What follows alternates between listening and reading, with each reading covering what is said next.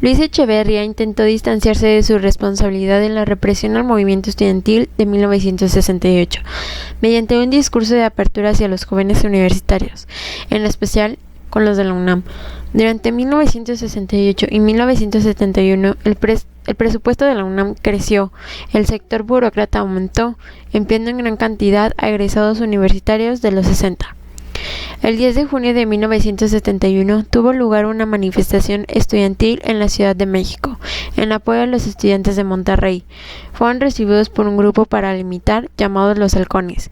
El presidente se desligó de los sucesos. Este grave pasaje se conoció con el nombre del Halconazo o la matanza del Jueves de Corpus. Durante su mandato se dio la primera crisis económica desde el inicio del llamado Milagro Mexicano. Además, se lanzó la compra de empresas al borde de la quiebra para sostener los empleos, pero a costa de ineficiencias y corrupción. Durante su gobierno, el tipo de cambio fijo, que existía desde 1954 de 12.50 por dólar, al final de su sexenio llegó a los 25 por dólar. Realizó la llamada Guerra Sucia, durante la cual una gran cantidad de personas fueron torturadas y desaparecidas. Durante su gobierno murieron los guerrilleros Genaro Vázquez y Lucio Cabañas. Para solucionar de algún modo esta crisis, creó la Comisión Nacional Tripartita, la cual estaba formada por empresarios, líderes sindicales y funcionarios públicos. De esta comisión nació el Infonavit. En 1976, al entregar la presidencia a López Portillo, se produjo una nueva devaluación de la moneda, la cual se afirma como causa más tarde de la crisis nacional.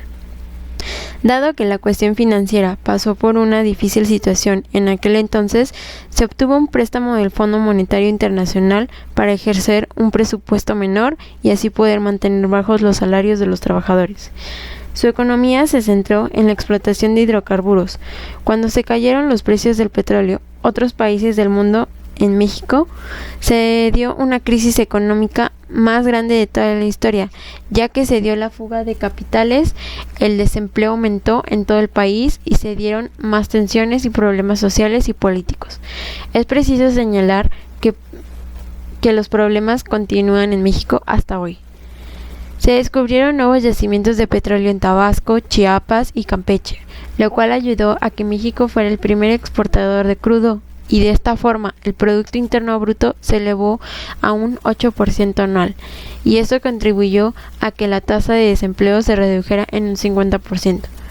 Los problemas en el país provocaron que aumentara la deuda externa, se redujo a cero los excedentes del petróleo, fomentó una sociedad sin bases sólidas, la corrupción se estuvo al tope, aumentaron las tasas de interés, las cuentas bancarias fueron manipuladas y eso hizo que se redujera el gasto corriente y la baja del precio del barril de crudo.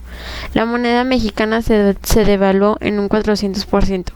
Cuando se dio su último informe de gobierno, el 1 de septiembre de 1982, el presidente dio la cara a todos los mexicanos y les informó sobre el caos que había en el país. Sin embargo, culpó a los banqueros de la crisis económica.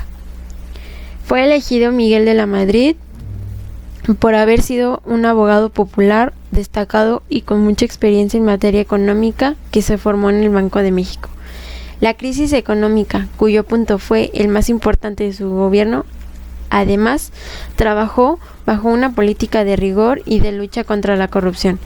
En cuanto a política exterior, se centró en negociar la deuda externa de México. Inició la restauración de los cuerpos policíacos nacionales. Apoyó un programa emergente para la creación de empleos en todo el país. Renunció a incrementar el presupuesto federal para contener los problemas sociales del país. Durante su gobierno se dio el terrible terremoto de 1985 en la Ciudad de México. Los daños materiales y pérdidas de vidas fueron devastadores. El presidente y sus miembros de gobierno no actuaron como debió ser ante tal situación, por lo que la población fue la que comenzó a trabajar en apoyar a otras personas que perdieron todo. Los envíos de ayuda extranjera no llegaron a los necesitados, simplemente desaparecieron. La crisis económica provocó que se devaluara el peso mexicano. Su gobierno estableció pactos de crecimiento económico con varios sectores del país, tratando de hacer que el gobierno subsidiara una parte de los precios de los que los productos básicos y los productores y distribuidores se comprometieron a no aumentar tales precios.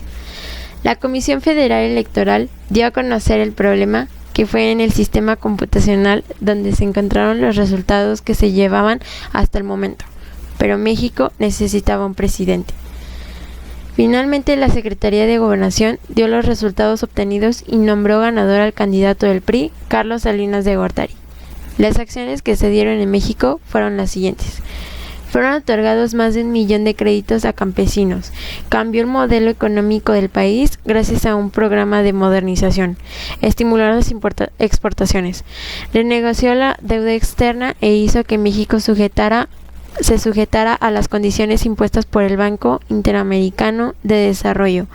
Promovió la creación del Tratado de Libre Comercio de América del Norte con Estados Unidos y Canadá.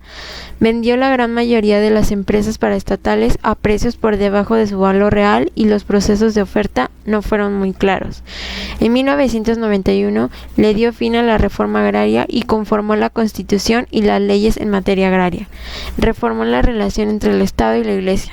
Durante su gobierno se dio la venta de teléfonos de México, Telmex, cuya venta se realizó por medio de una subasta abierta al público en la que participaron varios grupos extranjeros, pero uno de los requerimientos bases fue que la mayor parte de las acciones de Telmex debía quedar en manos mexicanas. Carlos Slim, propietario de Grupo Carso, fue el ganador. También se dio la privatización de la banca y la firma del TLC. Asimismo, se vendieron 18 instituciones más y así se logró recaudar alrededor de 13 millones de dólares y que fueron destinados a pagar a la deuda interna. Carlos Salinas cambió el discurso y la ideología base del sistema manejado en el PRI. También es fundamental saber que Carlos tuvo una mala fama por casos de corrupción, nepotismo y tráfico de influencias. Su gobierno finalizó el 30 de noviembre de 1994 y entregó el poder a su sucesor, dejándole una de las peores crisis financieras en México.